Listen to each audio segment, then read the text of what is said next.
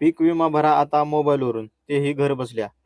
CSC सेंटरवर जाण्याची आवश्यकता नाही. म्हणून मित्रांनो, पीक विमा अगदी सोप्या भाषेत, अगदी सोप्या पद्धतीनं आपल्याला पीक विमा भरता येतो. तर मित्रांनो, तो कसा भरायचा या आजच्या व्हिडिओमध्ये मी तुम्हाला सांगणार आहे.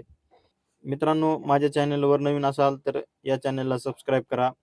असेच नवनवीन व्हिडिओ, नवीन योजनेची माहिती आणि त्या योजनेचे फॉर्म आपल्या मोबाईलवरून कसे भरता येतात हे मी या चॅनलवर टाकत असतो.